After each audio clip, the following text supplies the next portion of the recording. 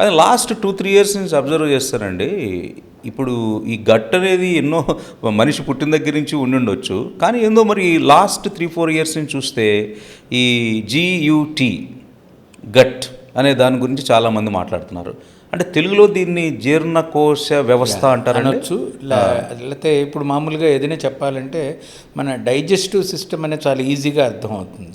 అన్నం అరిగే సిస్టమ్ అని చెప్పే కన్నా డైజెస్టివ్ సిస్టమ్ అనేది ఎవరికైనా ఈజీగా అర్థమైపోతుంది. డైజెస్టివ్ గట్ అనేది ఏంటంటే డైజెస్టివ్ సిస్టమ్. అంటే అందులో ఏ కాంపోనెంట్స్ ఉంటాయండి? ఇందులో 4 కాంపోనెంట్స్ ఉంటాయి. ఒకటి, మనం పొద్దున్న ఇడ్లీ, సాయంత్రం హల్వా తింటాం. రెండు పారాడాక్సికల్ యాక్చువల్గా. ఓకే. మధ్యలో అన్నం తింటాం. ఇవన్నీ వేరియబుల్ సబ్స్టెన్సెస్.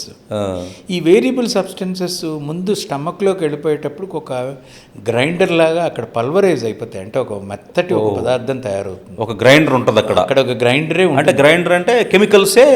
అక్కడ 2 ప్రాసెస్ ఉంటాయి. ఒకటి కెమికల్ ప్రాసెస్ ఉంటుంది, 2 మెకానికల్ ప్రాసెస్. 2 ఉంటాయి. మొత్తానికి గ్రైండ్ అయ్యి స్టమక్ అనే గ్రైండర్ నుంచి ట్యూబ్స్లోకి వెళ్తుంది. ఇంటెస్టైన్స్ అని.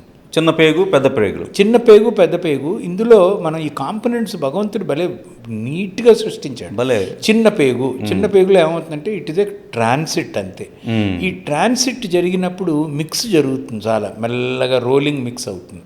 మనం ఏదో గ్రైండ్ అయిపోయింది మళ్ళీ మిక్స్ అవుతుంది, కెమికల్తో మిక్స్ అవుతుంది. లోపల కెమికల్స్ ఉంటాయి. ఇక్కడ నేను మీకు ఈ 2 కాంపోనెంట్స్ డివైడ్ చేసి చెప్తాను. ముందు let us talk about mechanical pathway. Mechanical pathway ఏమవుతుంది, స్టమక్లో గ్రైండింగ్ అవుతుంది. స్మాల్ ఇంటెస్టైన్లో కన్వేయర్ బెల్ట్లా మిక్స్ అవుతూ వెళ్తుంది. చిన్న పేగులో వెళ్తుంది. లార్జ్ ఇంటెస్టైన్లో వాటర్ ఫిల్టర్ అయిపోయి ఏదైతే మనం ఇడ్లీ, హల్వా తిన్నామో అది మలంగా మారిపోయి బయటికి వెళ్ళిపోతుంది. అంటే పెద్ద పేగులో నుంచి 3 కాంపోనెంట్స్ కనిపిస్తున్నాయి. ఒకటేమో grinding, mixing. Second is rolling and transit and absorption.